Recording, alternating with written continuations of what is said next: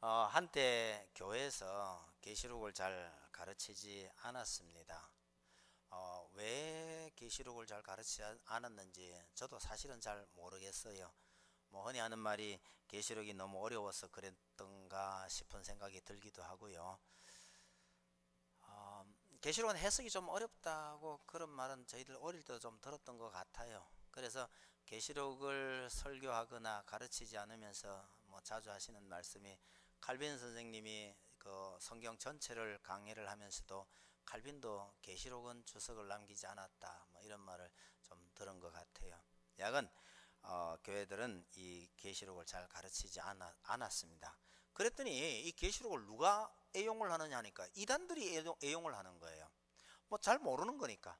잘 모르는 거니까 자기 나름대로 깨달았다고 해서 계시록의 비밀을 밝힌다 이러면서 사람들을 미혹하는데, 이게 문제가 많이 됐거든요. 그러니 그 반작용으로 요즘은 교회가 계시록을 가르치려고 애를 많이 쓰고, 또 계시록 세미나라는 게그 계시록 세미나 한다는 광고가 많이 나오더라고요. 다행은 좀 다행이다라는 생각이 들면서 또 저 개인적으로는 좀 염려스럽기도 합니다. 제가 여기 와서 계시록 공부를 아마 한 2번 했던 것 같아요. 뭐 자고 개인적으로 공부하셨던 분들에 대해서는 제가 고맙게도 생각하고, 또 그렇게 한번 해야 계시록을 잘 이해하고 있으면 참 우리 삶이 참 평안합니다. 그런데 이제 신문에 계시록 세미나 광고 나오는 걸 이렇게 보면 조금 염려스러운 측면이 좀 있어요. 최근에 광고 나오는데도 보니까 그 계시록 세미나 인도하시는 분이 이제 뭐 자기 소개겠죠. 요한계시록의 대가 이렇게 써놨더라고요. 대가가 뭐죠? 박사보다 나은 건지 박사보다 좀 못한 건지는 모르겠지만, 여러분 박사도 너무 믿지 마세요. 왜요? 박사는 모든 것을 다 아는 사람이 아닙니다. 박사가 뭐예요? 정확하게 말하면 박사 과정을 마친 분이 박사예요.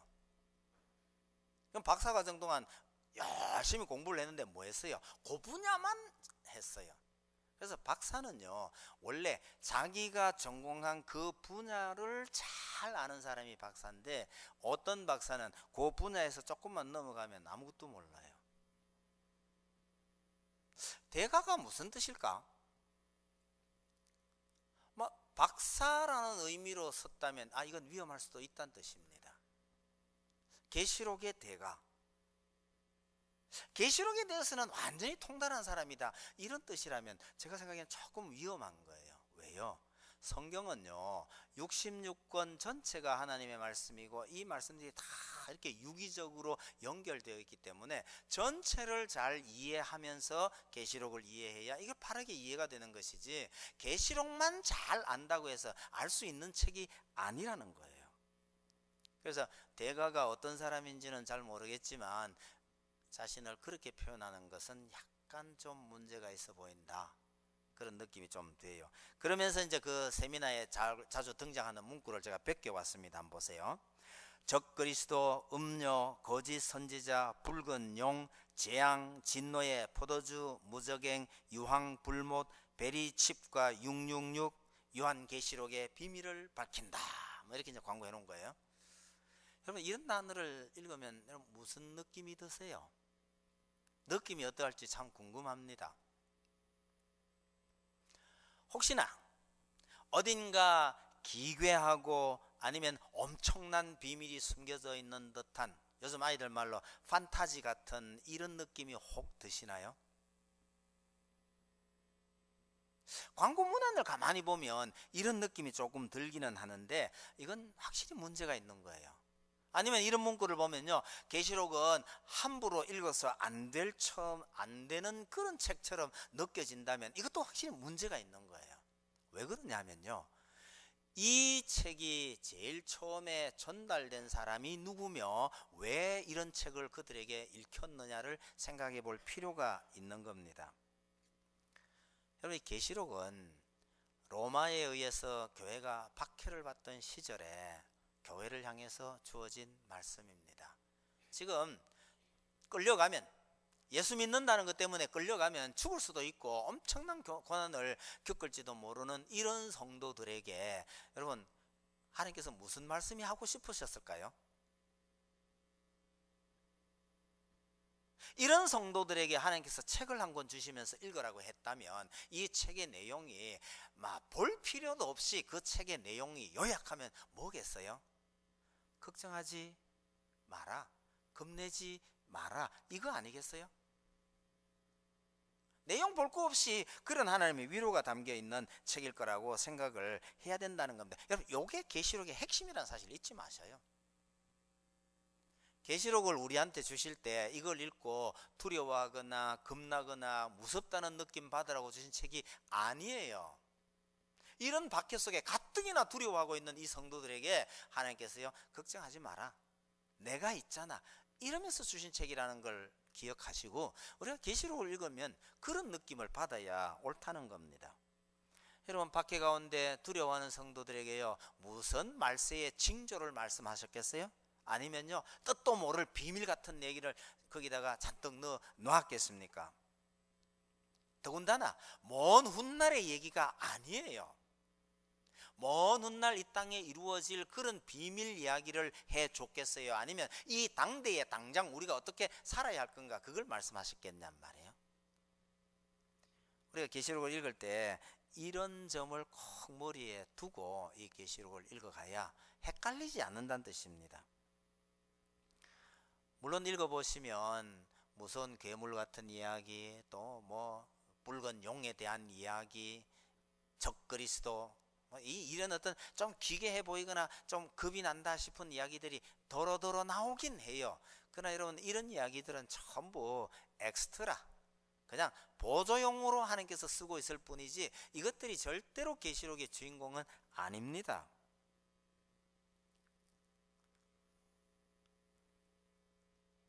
세상에 이런 이상한 것들이 많이 설치고 있다고 하더라도 이 세상의 주인공은 하나님이시고 이 세상을 움직이는 것은 하나님의 어린 양이다, 이 말씀을 하시고 싶은 겁니다.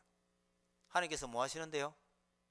세상이 아무리 이상하게 돌아간다 하더라도 내 백성은 내가 지킨다, 혹은 이런 이상한 무리들이 날뛰는 세상이라 할지라도 이 속에 있는 성도들 내가 지킬 터이니 하나님의 성도들은 이런 것들로 인해서 동요하거나 두려워할 필요가 전혀 없다, 이 말씀이 하시고 싶은 거예요. 여러분, 계시록의 핵심도 이거라고 기억을 하셔요. 그러니까 계시록을 펴서 읽으면서 하나님께서 자기 백성을 어떻게 보호하시고 어떻게 지키시는가, 여기에 관심을 두고 그런 부분을 찾아가면서 읽는 것이 옳다는 뜻입니다. 다르시 정돈해 보면요, 계시록은 절대로 무서운 이야기가 아니에요. 하나님께서 자기 백성을 돌보시는 하나님의 사랑 이야기다, 그렇게 기억하시면 됩니다. 이걸 어떻게 달리 표현을 해볼까 하다가 우리말에 이런 표현이 있죠. 찻잔 속의 태풍. 뭔가 태풍 같은 거대한 일이 일어날 것만 같았는데 나중에 보니까 별거 아니더라, 그럴 때 쓰는 말이 찻잔 속의 태풍입니다. 여러분, 찻잔 속에 그 태풍이 일어봐야 물결이 얼마나 치겠어요? 저는 이 표현을 뒤집어서 하나님께서 우리 인생을 돌보는 것은 마치요, 태풍 속에 하나의 찻잔, 날아가고 흔들리는 찻잔이 아니에요. 그 태풍 속에 앉아서 느긋하게 차 한 잔 마시는 그런 거하고 비슷하다, 이런 생각이 들어요. 물론 우리말에요, 태풍 속에 찻잔이란 말은 없습니다. 그런 표현 쓸 일도 없습니다. 왜요? 그런 일은 없으니까요. 전혀 없는 이런 일을 하나님께서 하신다는 얘기입니다. 하나님께서 그런 일을 하시겠다는 거예요. 내가 사랑하는 내 백성, 내 성도는 태풍이 부는 가운데서도 느긋하게 차나 마시고 있어라, 이 얘기를 하고 싶은 것이 계시록이라고 기억하시면 됩니다. 제가 처음에 붙였던 제목은요, 유황불 속에서 누리는 평안, 뭐 이런 거였습니다. 여러분, 하늘에서 유황불이 쏟아진다 해도 하나님께서 자기 백성을 지키고 있는 한 하나님의 백성은 두려워할 이유가 없다는 거예요. 평안하라, 그 얘기입니다. 그걸 달리 좀 표현해 본 것이 태풍 속에 찾자 이렇게 제목을 붙인 겁니다.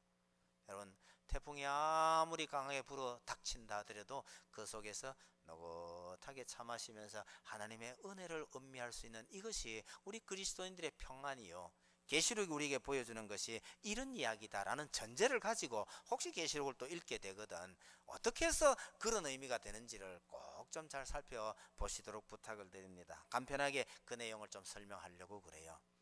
우리는 계시록 이야기를 생각을 하면 계시록 그러면 계시록에 심판 이야기가 많이 나온다 그렇게 생각하시죠. 심판 혹은 하나님의 재앙 얘기가 많이 나온다고 생각을 합니다. 그 재앙의 가장 대표적인 것이 7개의 인재앙, 그리고 7개의 나팔 재앙, 그리고 마지막으로 7개의 대접 재앙, 그렇게 나오죠.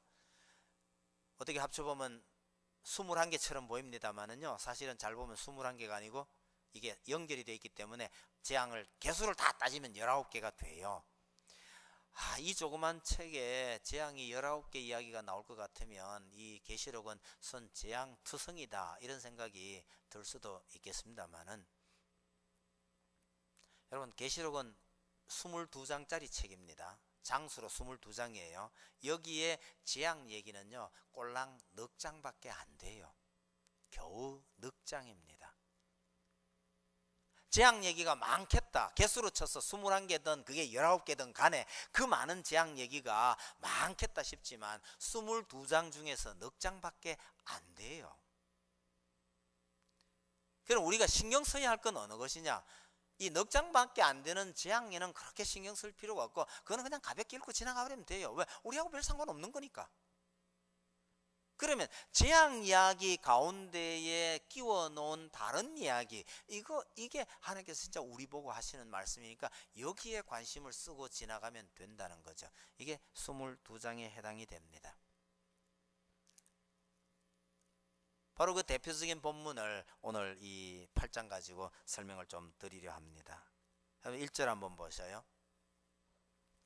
7째 인을 떼실 때에 하늘이 반시간쯤 고요하더니 이렇게 돼 있죠. 7째 인을 떼신다라는 것은 7째 인 재앙이 지금 이 땅에 떨어지려고 하는 순간이다 그런 얘기입니다. 인 재앙이 7개였거든요. 그런데 7째 재앙이 내리니까 앞에 그러면 6재앙이 지나갔다는 얘기예요. 6개의 인재앙, 8장 시작하면서 7째 인재앙이 시작하려고 하니까 그러면 그 앞에 있었던 6개의 인재앙은 몇 장에 있을까 이런 거예요. 그럼 바로 앞에 있는 7장에 있겠죠. 그런데 유심히 보시면 7장에는 인재앙이 없어요. 그 인재앙은 6장에 있습니다. 6장에서 6개의 인재앙 얘기를 하고 7장 한 장 건너뛰고 8장에 들어와서 자 7째 인재앙이 시작이 된다 이러는 겁니다. 재앙이 내리면 줄 달아서 내야 되지 중간에 왜 한 장이 더 들어왔겠냔 말이에요. 그래서 7장을 가만히 들여다보면 우리가 많이 들었던 14만 4천 이야기가 7장에 들어와 있는 거예요. 14만 4천요? 이 땅에 수많은 재앙이 내릴 때에 하나님께서 내 백성 14만 4천의 인을 칠 때까지는 재앙 중지 이런 뜻입니다.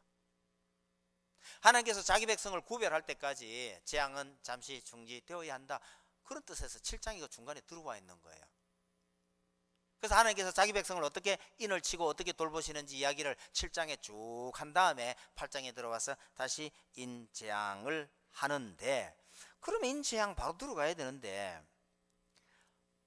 반시간쯤 고요하더니 그랬죠. 이건 다시 말하면요, 마지막 재앙이 딱 내리려 하는 그 순간에 하나님께서 스톱! 잠깐! 그러시더니 다른 일을 하시더라는 거예요. 여러분, 우리가 계시록에서 재앙 얘기를 읽을 때마다 이런 데 주목해야 합니다. 재앙이 내리려고 하는데 그 재앙 앞이나 뒤쪽에 하나님께서 꼭 다른 이야기를 하고 계셔요. 핵심이 재앙이 아니고요, 재앙 앞뒤로 붙어있는 다른 이야기. 그 다른 이야기가 뭐냐니까 결국은 하나님께서 이 재앙이 내리는 가운데서도 자기 백성을 돌보시는 이야기를 거기다 끼워 놓은 겁니다. 여기에 주목해야 된다 그런 얘기입니다. 그럼 혹시 계시록을 다시 보게 되더라도 꼭 재앙 그 자체에 주목하지 말고요. 이건 분량이 얼마 안 돼요. 그 재앙과 재앙 사이에 하나님께서 무슨 이야기를 하고 계시는지 여기에 우리가 더 관심을 기울이고 보시면 계시록을 잘 보게 될 겁니다. 어쨌든 마지막 장면을 한번 살펴볼 건데요. 인재앙, 마지막 7번째 인재앙을 딱 떼실 때에 하늘이 조용해지고 그 가운데 7천사가 7나팔을 받았더라 이렇게 되어 있습니다. 7나팔을 부는 것이 이제 7인재앙인데요. 이게 시작이 되는 거예요. 근데 이게 계시록 다른 본문하고 이렇게 비교해 보면 여기 참 특이한 곳이에요. 여러분, 다른 재앙이 임할 때는요, 임할 때마다 큰 우레 같은 소리가 났어요.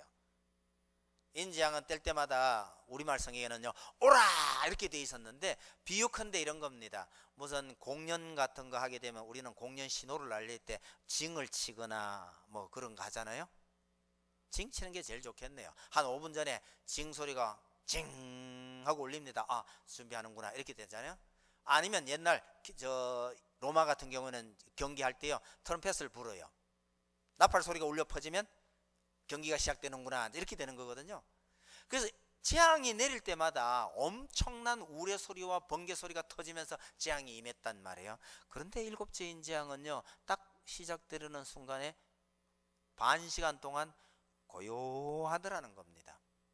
여러분, 천국은 고요한 곳이 아닙니다. 계시록 앞에 지금 쭉 읽어보면 하나님 심판 때에 그런 큰 소리가 나든지 그렇지 않으면요, 끊임없이 찬송 소리가 들리는, 천사와 짐승들과 아니면 24장로들과 성도들이 끊임없이 찬송하는 것이 하나님의 나라고 하나님의 보좌였는데, 이 7째인이 시작하려는 순간에 하나님께서 잠깐 하더니요, 조용해졌더라는 겁니다. 왜 그렇게 조용해졌을까요? 3절 4절이 답입니다. 3절 보세요.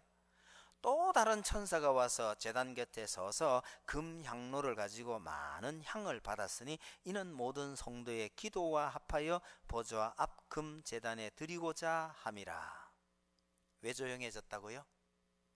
문장이 조금 길긴 하지만 성도들의 기도가 하나님께 올려지도록 조용해졌더라 그 말입니다.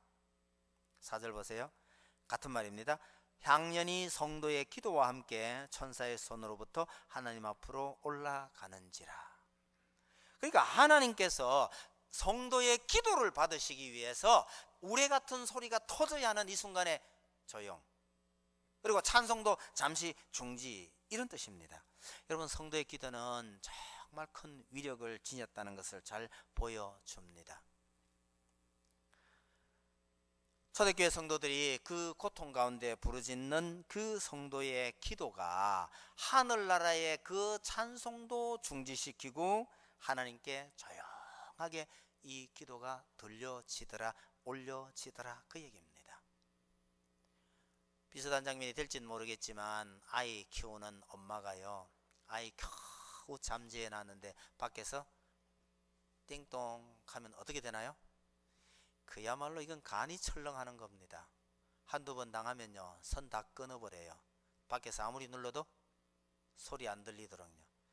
소리 안 들리도록 해놨는데 또 저 아래서 마이크 대놔놓고요, 무한단에 얼막 하고 외치면요, 간이 철렁하는 거예요. 우리 애기 깨는데. 그런 엄마의 마음 잘 아시죠? 그래서 어떤 집에 가니까 눌러도 소용없어요. 그리고 어떤 집은 그 옆에다가 딱지를 하나 딱 붙여놨어요. 아기가 잠을 자요, 그냥 가볍게 두드려 주세요, 뭐 이런 거 붙여놓고 그러잖아요. 여러분, 아기 잠재우는 엄마가 누군가가 소리 내면 얼마나 가슴이 철렁하겠어요. 여러분, 하나님께서 성도의 기도를 들으시는 마음이 그와 같다라고 보시면 아마 되지 않을까 싶어요. 성도들의 기도가 하나님께로 올라오는데 찬송 소리고 우레 소리고 전부 중지시켜 놓고 하나님께서 그 기도를 들으시더라 그 표현입니다. 밖에 봤던 성도들은 너무너무 고통스러운 현실 때문에 하나님 앞에 얼마나 기도했겠어요. 그런데 하나님께서 이 기도를 들으시는지 안 들으시는지조차도 확신이 없는 사람도 있었을 겁니다만은 그들에게 하나님께서 너희들이 그 고통 가운데 부르짖는 그 기도를 하나님께서 이렇게 듣고 계신다라는 것을 보여주는 거죠. 여러분, 기도는 이런 것입니다. 성도의 기도를 하나님께서 얼마나 소중하게 여기시는지를 우리가 안다면 기도하지 않을 수 없잖아, 그죠? 왜 이렇게 조용히 시킵니까? 가끔은 우리가 긴장하고 긴장해서 떨고 있는데 누가 옆에서 맞는 말이고 틀린 말이고 간에 말을 자꾸 걸면요, 짜증이 나요. 말이 맞든 틀리든 좀 조용해, 이렇게 되잖아요. 여러분, 성도가 기도하는 순간에 하나님께서 이루고 계신다는 것을 잊지 마셔요. 하나님께서 내 기도 들으시겠나 이런 생각이 혹 들더라도요, 성도가 기도를 할 때 하나님께서 긴장하신다는 사실을 잊지 마셔요. 그걸 보여주고 있는 겁니다. 재앙 내리는 게 중요한 게 아니에요. 도대체 기도가 무엇이길래 하나님께서 이렇게 긴장해서 준비하시고 긴장해서 들으실까? 이게 참 재밌는 거잖아요. 여러분, 3절 4절을 유심히 다시 한번 보셔요. 하나님께서 받으시는 것이 사실은요, 기도가 아니에요. 뭘 받으시나요? 3절을 다시 봅니다. 또 다른 천사가 와서 제단 곁에 서서 금 향로를 가지고 많은 향을 받았으니, 이러죠. 제단에서 향을 받았어요. 그런 다음에 이는 모든 성도의 기도와 합하여 보좌 앞 금 제단에 드리고자, 이렇게 돼 있죠. 그러니까 하나님께 드리려 하는 것은 제단에서 나오는 그 향이에요. 이 향을 하나님께 드리는데 거기에 뭐가 붙어서 따라가요? 뭐가 붙어 따라가죠? 모든 성도의 기도와 합하여, 이렇게 되어 있습니다. 여러분, 하나님께서 기뻐 받으시는 것은 제단에 있는 제물입니다. 그 제물이 향처럼 하나님께 드려지는데 거기에 성도의 기도가 따라가서 하나님께 드려지는 거죠. 여러분, 이 향 그리고 이 기도가 얼마나 소중한 것이면 금으로 된 향단에 담아서 하나님의 제단 앞에다가 드려지느냐, 이런 걸 생각해 볼 필요가 있습니다.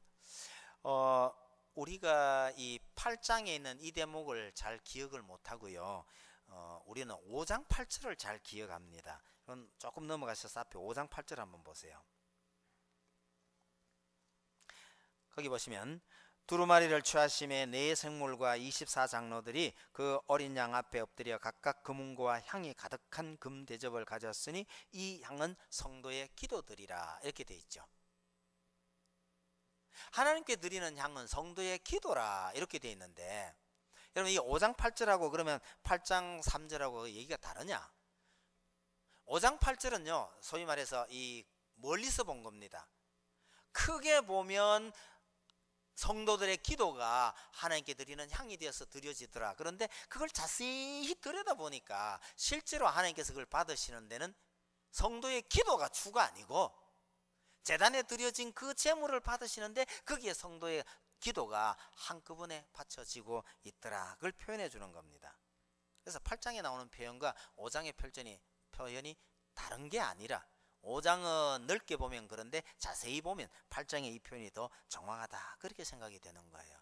여러분, 이 표현도 한번 생각해 볼 필요가 있습니다. 여러분, 우리 조상들은 옛날에 기도할 때 누구에겐지도 모르지만 기도해요. 그때 기도의 가장 중요한 게 뭡니까? 열심과 정성이죠. 내 이 기도를 받으시는 분이 어떤 분이신지에 대해서는 관심이 전혀 없어요. 오로지 뭡니까?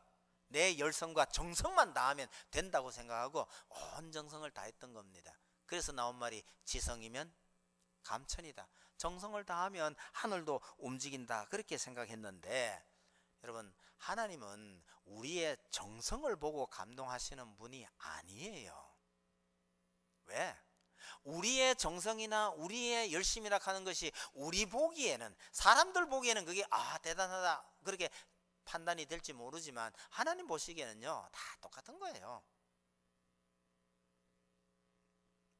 천지 만물을 창조하신 그 하나님께 우리가 얼마만큼 갖다 바치면, 얼마나 정성을 다하면 하나님을 감동시킬 수 있겠습니까? 그게 아니라는 거예요. 여러분, 하나님은 우리의 열심을 보고 이 기도를 받으시는 것이 아니고 우리의 이 기도와 함께 올라오는 제단의 그 향, 이걸 받으시면서 우리 기도를 함께 받으시는 거예요. 그럼 그 제단에 나오는 그 향이 뭡니까? 이 제단이 뭐한 제단이죠? 늘 짐승을 태워서 하나님께 드리던, 제사 드리던 그 제단이란 말이에요. 이게 레위기에 보면 하나님께서 기뻐 받으시는 향기로운 제물이더라, 이런 표현을 늘 씁니다. 여러분, 이 제물들이 전부 예수 그리스도를 상징하는 거거든요. 여러분, 하나님께서 기뻐 받으시는 것은 하나님의 뜻을 따라서 이 땅에 오셔서 우리 위에 제물이 되신 그 예수님을 하나님께서 기뻐 받으시는 거예요. 그 예수님을 받으실 그때에 우리가 거기에 붙어서 하나님께 드려지는 거죠. 그래서 우리 위에 피를 흘리신 예수 그리스도를 믿는 믿음이 없으면 여러분, 우리가 아무리 정성을 다하고 열심을 다해도 그 기도는 소용이 없는 겁니다. 하나님께서 받으시는 것은 예수 그리스도의 제물 대신 예수 그리스도를 받으시는 거예요. 그 우리 기도는 거기에 붙어서 올라가야 되는 겁니다. 그래서 우리는 기도할 때 꼭 끝에 뭐라고 그러죠? 예수 그리스도의 이름으로 기도합니다, 그렇게 표현 쓰잖아요. 이 부분도 사실은 교인들이 다 통일을 했으면 참 좋겠다 싶어요. 기도했습니다 라는 표현보다는 기도합니다 라는 표현이 더 정확한 표현이에요. 그래서 한 교회에서 했습니다 하는 분도 있고 합니다 라는 분은 있는 거는 보면 조금 답답할 때가 있긴 해요. 그래서 정확한 표현은 기도합니다가 맞아요. 하고 끝나는 게 아니에요. 합니다, 이 표현이요.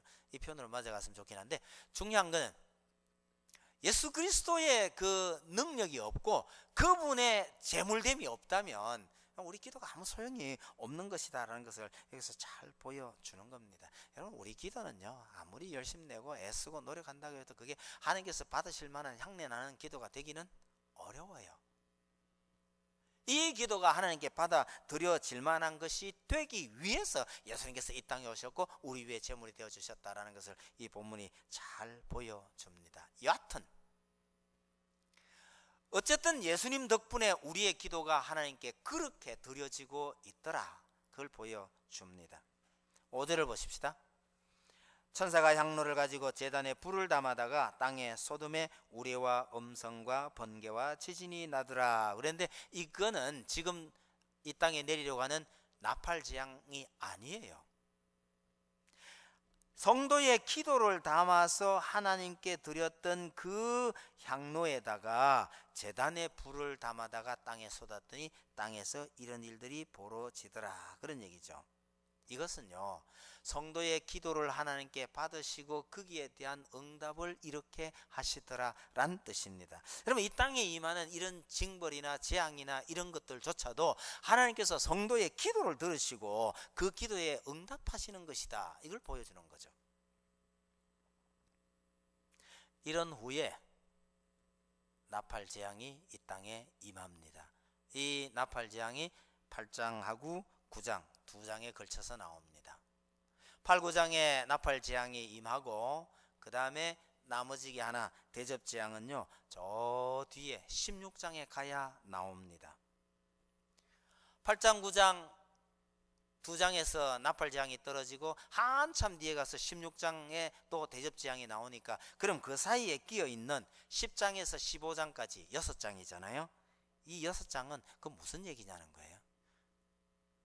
오늘 제목을 인용을 한다면 그 사이에 끼어 있는 재앙과 나팔 재앙과 대접 재앙 사이에 끼어 있는 6장은요, 이건 찻잔 얘기예요. 8, 9장, 16장이 태풍 이야기라면 그 사이에 끼어 있는 찻잔 얘기가 6장이라는 겁니다.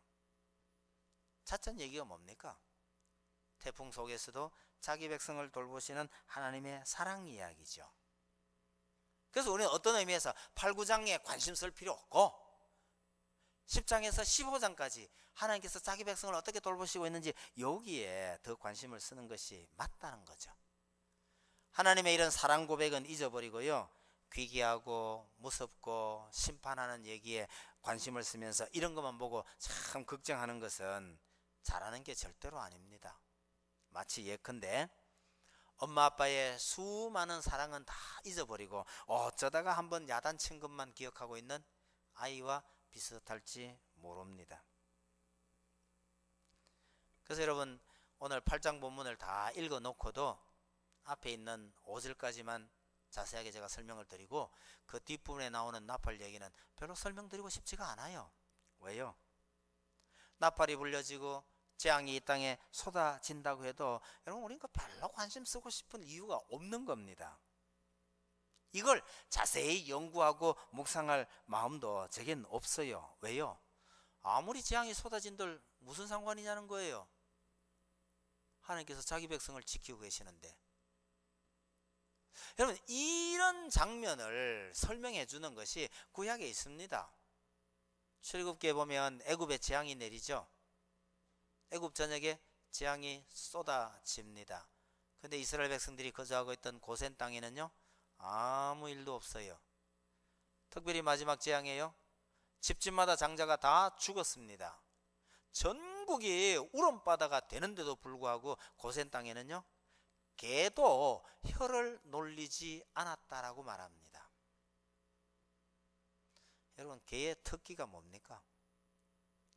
날은 덥고 축 늘어진 개가요, 꼼짝을 안 해도 달싹거리는 게 하나가 있죠.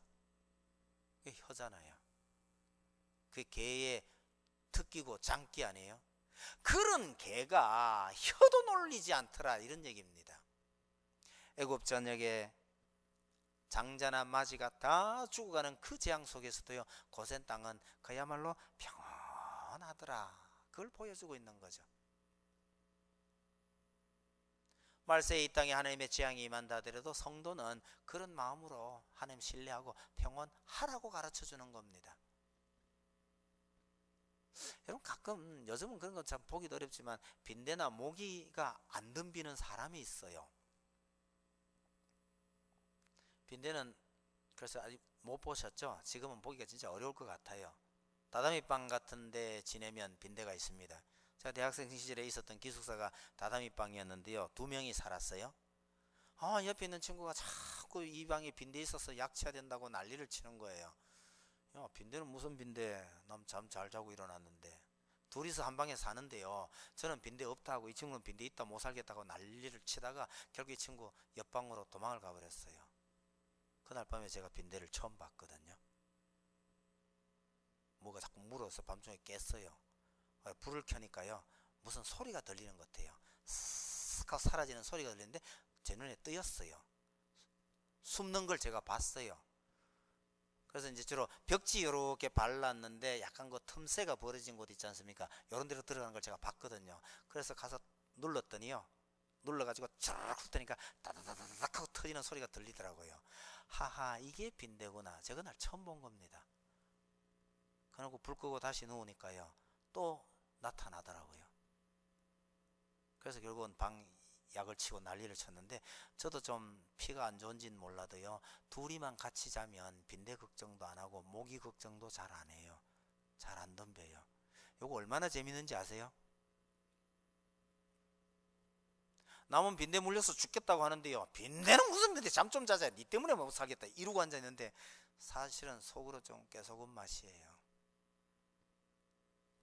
사람이 너무 그래서는 안 되긴 하겠지만요.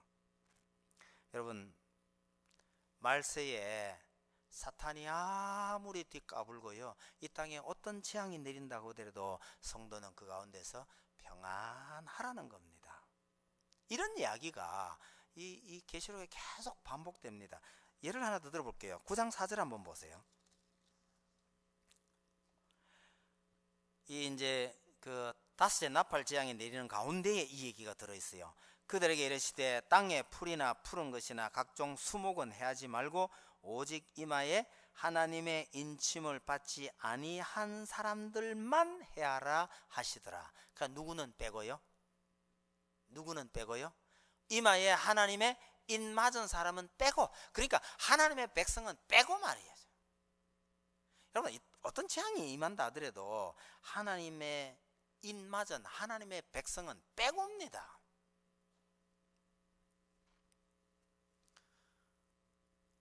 제가 아이들 찬송을 하나 부를게요. 요즘 아이들 부르는 찬송이 이런 게 없다는 것이 저 개인적으로 굉장히 유감인데요. 우리 주일학교 때 부르던 찬송입니다. 심판이 나에겐 없네, 주의 피는 내 죄 가리네, 예수님 날 위해 돌아가셨으니 심판이 나에겐 없네. 주일학교 애들 부르는 찬송이에요. 참 짤막한 주일학교 찬송 속에요, 이 진짜 진리가 여기 들어있는 거예요. 여러분, 심판 없어요. 주일학교 때부터 이런 찬송들을 참 잘 가르쳤었으면 하는 느낌인데, 요즘 찬송들 보니까 아이들이 뛰어놀고 뭐 이러기엔 참 좋은데, 이런 찬송이 없는 게 조금 아쉬워요. 여러분, 이 아이들 찬송처럼요, 예수님께서 날 위해서 이렇게 돌아가셨는데 내게 심판이 없다.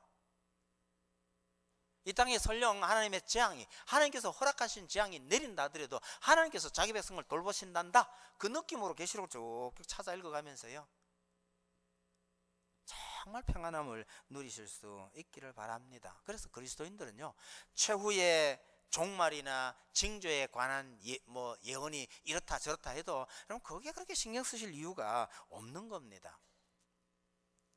여러분, 아버지가 칼을 들고 있는데 무서울 이유가 있나요? 뭐 아버지 칼은 별로 소용이 없다 칩시다. 엄마가 들고 있는 칼은요, 무서워할 이유가 없잖아요. 엄마가 칼을 들고 서 있으면 조만간 뭐 사과가 깎여지거나 맛있는 요리가 나오겠죠. 종말이 어떻고 세상 말세가 어떻고 저떻고 이런 얘기 들리거든. 아버지가 칼 들고 서 있고 엄마가 칼 들고 있는가 보다, 그렇게 여기시면 된다는 얘기죠. 노스트라다무스 한때 참 유행했다, 그죠? 그 이야기가 널리 퍼지게 된 것 중에 하나가 1999년 지구 최후의 날, 뭐 이런 책이 돌았거든요. 그때 참 사람들이 많이 읽었어요. 읽고 두려움에 떨었어요. 사람들이 하도 걱정을 하고 염려를 하길래 그 책이 뭐냐 싶어서 이렇게 봤더니요, 세상에 이 사람들아, 웃고 넘어가거라. 이거 뭐 새삼스러운 얘기도 아니고 웃고 넘어갈 얘기를 뭘 이걸 두려워하고 걱정을 하고 있냐. 여러분, 그리스도인들은 세상이 뒤집힌다고 하더라도 흔들릴 이유가 없어요. 막말로 세상이 아무리 이상하게 돌아가고 무슨 이런 비밀을 깨달았니 저런 비밀을 깨달았니, 당장에 예수님께서 내일 재림하시니 어쩌니 이런 소리 누가 하더라도요, 예수님께서 재림하신다 어쩐다 하거든, 그거 웃고 넘기세요. 왜요? 예수님 자신도 모른다고 했던 일을 왜 하려고 그러는지 모르겠어요. 내일 모레 핵전쟁이 일어나고 북한에 뭐 핵이 어쩌고 저쩌고, 아무리 그런 소리 들리더라도요, 하나님의 손에 달려 있는데 걱정할 필요가 없다, 이런 믿음을 우리가 소유할 필요가 있습니다. 그런 것 때문에 걱정은 안 하지만, 목사님 이 땅에서 사는 것이 얼마나 힘들고 어려운지 아세요? 예, 저도 압니다. 서울 사람들이 참 불쌍해요. 몇 명만 빼고. 누가 제주도에서 넓은 집에 살다가 여기 와서 전세금을 3배나 더 줬는데도 좁아서 못 살겠다 이러더라고요. 원망하지 마. 서울에 온 게 잘못이야. 서울에 사는 사람들 다 그렇게 좁게 그렇게 살고 있는 거야.